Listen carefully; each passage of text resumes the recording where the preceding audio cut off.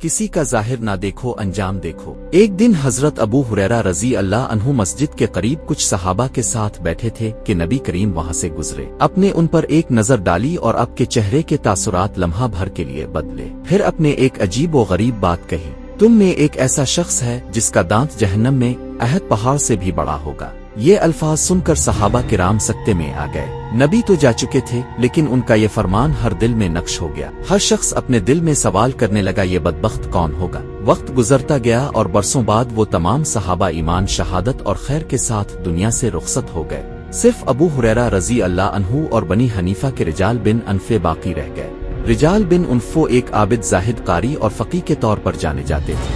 وہ نبی کریم کے قریب رہے، قرآن حفظ کیا، دین سیکھا اور عبادت میں سخت محنت کی۔ صحابہ انہیں عبادت و تقوی میں ممتاز سمجھتے تھے۔ حضرت عبداللہ بن عمر رضی اللہ عنہ فرماتے ہی ہم رجال بن انفو کو اپنے وفد کے سب سے بہترین افراد میں شمار کرتے تھے۔ وہ حافظ قرآن، قیام کرنے والا اور روزے رکھنے والا۔ لیکن حضرت ابو ہریرہ رضی اللہ عنہ کے دل میں نبی کریم کی وہ پیشین گوئی زندہ تھی۔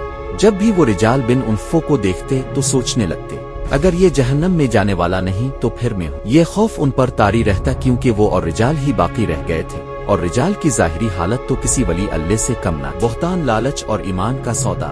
پھر مسیلمہ کذاب نے یمامہ میں نبوت کا دعویٰ کیا اور بہت سے لوگ اس کے جال میں پھنس گئے۔ حضرت ابو بکر صدیق رضی اللہ عنہ نے رجال بن انفو کو وہاں بھیجا تاکہ وہ لوگوں کو حق پر ثابت قدم۔ لیکن جب مسیلمہ کذاب نے رجال بن انفو کو دیکھا تو چالاکی، دولت اور اقتدار کے ذریعے اس کے دل میں لالچ پیدا کرنے کی کوشش۔ پہلے سونے اور چاندی کی رشوت دی مگر رجال نے انکار کر دیا۔ پھر کہا، اگر تم لوگوں سے کہہ دو کہ نبی کریم نے مجھے بھی نبوت میں شریک کیا تھا تو میں تمہیں آدھی بادشاہت دے دوں گا۔ یہ سن کر رجال بن انفو کے قدم ڈگمگانے لگے۔ اس نے اپنے ایمان، قرآن اور نبی کریم کی محبت کو بیچ دیا اور لوگوں کے سامنے کھڑے ہو کر اعلان کی، میں نے نبی کریم کو یہ فرماتے سنا کہ مسلمہ بھی ان کے ساتھ نبی۔ یہ الفاظ قیامت سے کم نہ تھے۔ ایک ایسے شخص کا جھوٹا گواہ بن جانا جو خود نبی کریم کے قریب رہا ہو، عبادت گزار ہو، زاہد ہو، قرآن کا حافظ ہو، یہ امت کے لیے بہت بڑی آزمائش بن۔ یہ جھوٹ ایسا پھیلا کہ آدھے دن میں ہزاروں لوگ مسیلمہ کے پیروکار بن گئے، اور یوں رجال بن انفو کی گمراہی مسیلمہ کذاب سے بھی زیادہ خطرناک ثابت ہوئی۔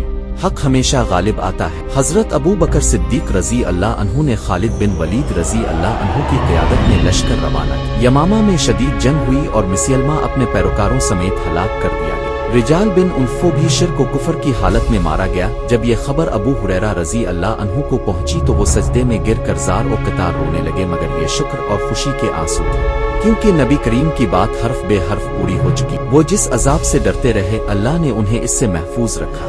سبق جو ہمیشہ یاد رکھنا چاہیے، ظاہری عبادت پر نہ جاؤ، انجام پر نظر رکھو۔ عبادت، زہد اور علم پر کبھی غرور نہ کرو بلکہ اللہ سے استقامت اور حسن خاتمہ مانگو۔ کسی گناہگار کو حقیر نہ سمجھو، ہو سکتا ہے اللہ اسے معاف کر دے اور تمہیں آزمائش میں ڈال دے۔ اللہ کی رحمت مانگو اور ہمیشہ حق پر ڈٹے کیونکہ ایمان کا اصل امتحان آخری سانس پر ہوتا ہے۔